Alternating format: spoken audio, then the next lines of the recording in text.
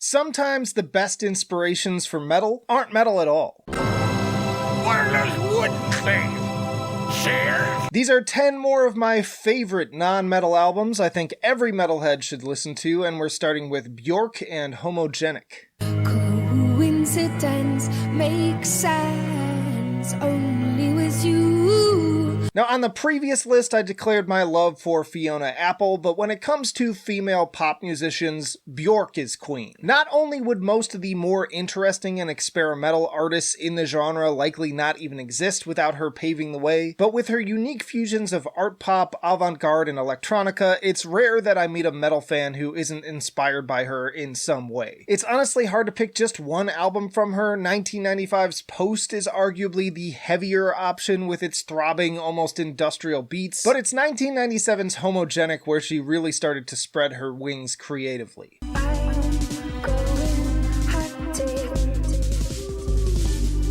From the Portishead-esque trip-hop of haunting opener Hunter to the gorgeous strings and unpredictable vocal melodies of Yoga and Bachelorette to the blissful All Is Full of Love, this is a true masterpiece. It was also supposed to be produced again by Nelly Hooper, who had worked on both of the previous albums, but funnily enough, he was busy working on another album on this list, and that's Wu-Tang with Enter the Wu-Tang 36 Chambers. Bring the motherfucking ruckus! Bring the motherfucking ruckus! Ghostface, catch the blast of a hype verse. Put simply, this album goes hard. Forget Biggie, forget Tupac, forget Dre. I love all of those artists, but this will forever be my favorite rap album of the 90s. I remember hearing opener Bring the Ruckus for the first time at a party, and I was just like, damn. This can't be legal. It just kicks in the fucking door, and over the next hour never loses my attention even once, from the first appearance of the wild antics of Old Dirty Bastard to the earworm piano hook of Cream. Handcuffed in back of a bus, 40 of us. Life as a shorty shouldn't be so rough. And aside from tracks like The Mystery of Chessboxin' to Method Man being absolute fire, it really is the diversity of what all 9 core members bring to the table creatively. Each of them have a completely unique voice and flow, and RZA brings such a unique approach to hip-hop production and arrangement that it's just so far beyond what anyone else was doing at the time. And with his kung fu movie influences, it's no wonder that you can also find his work in films like Ghost Dog and even Quentin Tarantino's Kill Bill. Next up is Skinny Puppy with Too Dark Park.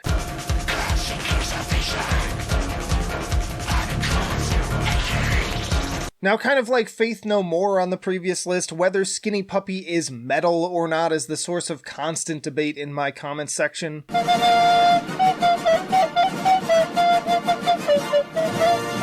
But I really don't care, and I'll take any excuse to bring this industrial project up, especially this album recorded in my own old stomping grounds of Chicago, Illinois. To this day, this is one of the darkest records I've ever heard, which is why it was also named on my Halloween list of scariest albums of all time. The first time I pressed play on Convulsion, my teenage brain didn't even know what to make of it, but I knew that I wanted more. He's seeing monsters. He's losing his mind, and he feels it going.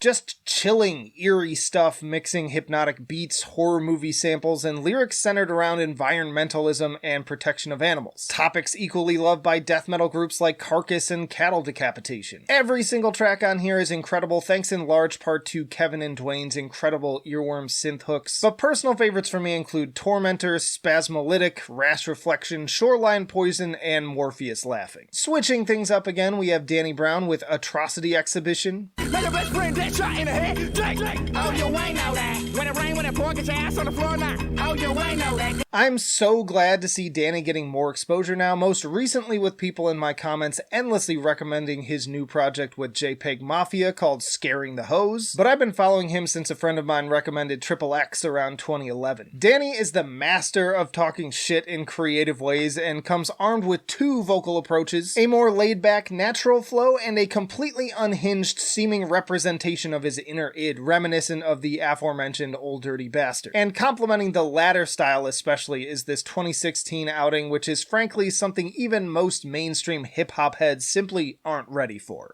I ain't booming, that's a goddamn lie, whoa.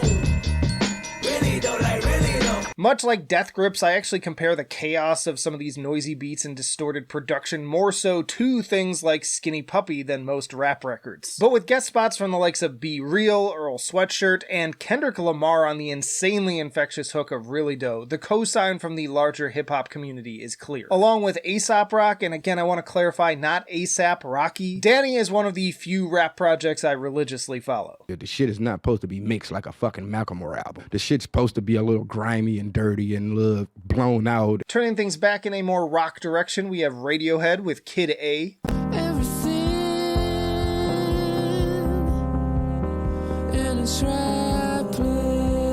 Continuing the trend of uncanny and unnatural experimental soundscapes, this album arguably changed the trajectory of how I thought about music in general. After becoming one of the leaders of another British rock invasion during the 90s, the boys seemed to quickly become bored with the trappings of the genre, and if OK Computer was them dipping their toes into the weird, Kid A is a full-on cannonball into the deep end. I remember seeing them perform Idiotech on SNL and being utterly transfixed.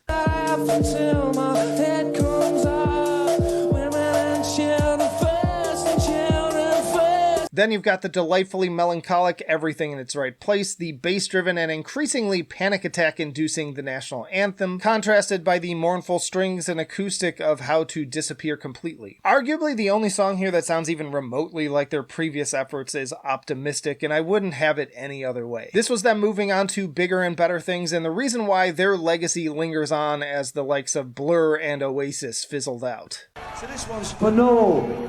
Wouldn't that take some believing, eh? We're just halfway through the list, but as we continue on, be sure to list your own favorite non-metal projects down in the comments and hit the like button if you're enjoying it. But next up, we have Cannibal Ox with The Cold Vein. Life's ill, sometimes life might kill. For the mega 5 digits, grab mic strike type ill. Time for something a little bit more obscure. I'm actually forgetting exactly where and how I discovered this album, but it was likely sometime in college when I was trying to branch out into the more overlooked realms of hip-hop. This album is just pure atmosphere that seems to wash over you with ethereal synths and backing arrangements that feel like an almost perfect cross between RZA and Blockhead of A$AP Rock, with whom they've shared a label. Birds of the same feather flock together, congested on a majestic street corner. That's a short time goal for most of them. A little strange, kind of pretty, and at times sort of alien sounding, it's a really interesting balancing act of elements, especially for 2001, when most people were blasting Jay-Z's The Blueprint and Ludacris's Word of Mouth. And all the while Vast and Vordul, which now that I'm saying them out loud remind me of like black metal stage names, drop some seriously deep and complex verbal acrobatics delivered in commanding Harlem accents. Turning a complete 180 again, we have Say Anything with Is a Real Boy.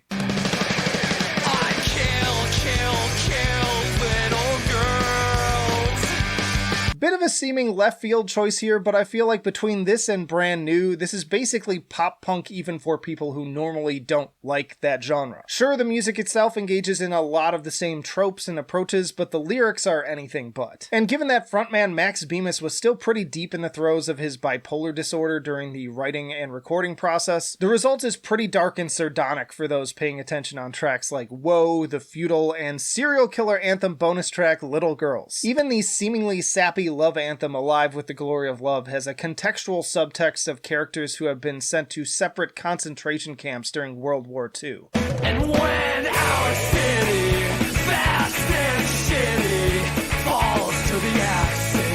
I complain a lot about how lackluster metal lyrics can be when they just copy-paste the same old Satan and violence tropes over and over again, and I think that this album is a fantastic study in turning a genre on its head with original takes on old ideas that are both academically clever and extremely adept at making me feel something. Then we have Jedi Mind Tricks with Servants in Heaven, Kings in Hell. I murder you and laugh. I'm Barry Sanders slashing through the past. You a magician's assistant, I'm sawing you in half. Another more underground hip-hop pick that I can't recommend enough. And speaking of lyrics, these guys bring the goods on this album, from a first-person account of fighting in the Vietnam War on Uncommon Valor, to the horrors of sweatshop labor on Shadow Business, to the sorrowful self-reflection of closer Black Winter Day. And while I also considered other projects like MF Doom for this slot, I think metalheads will appreciate Vinny's more aggressive vocal delivery and even occasional metal band reference drop. I'm fucking Odin's curse, the living ape man. Calculate infinity with Dillinger escape plan.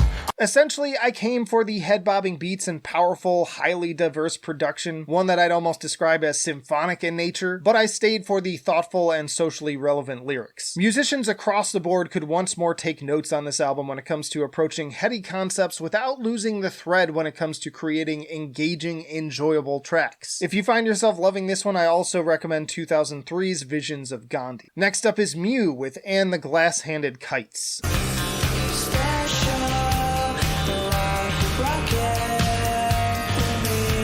This Danish band is such that if you know, you know, and if you don't, you've never so much as heard the name before. Make no mistake, this is one of the most underrated alternative rock bands of all time, and this album is easily their crowning achievement. I also enjoy previous album Frengers, but they took their progressive songwriting to the next level with this one.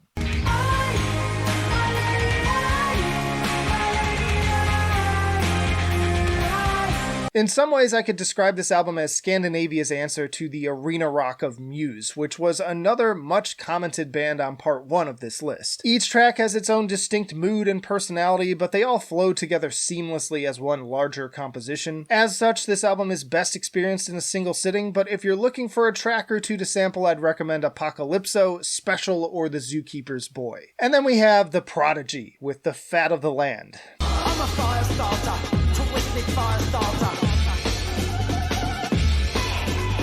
First of all, rip to the fire starter himself, Keith Flint, who made an impact on me over the radio waves long before I was truly into any kind of heavy music. This may very well have been the most commented project on part 1, and it wasn't too surprising to see considering that The Prodigy is basically the EDM band for metalheads. In fact, I'd say that this album more closely aligns with music from the likes of Ministry, KMFDM, and Pitch Shifter.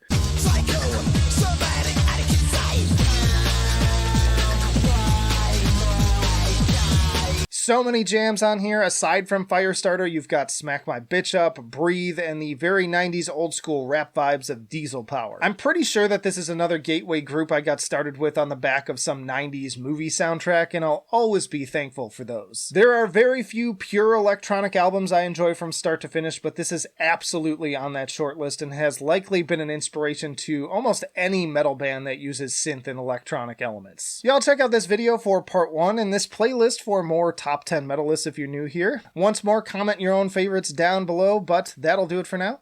Flight of Icarus signing off. I will see you in the trenches.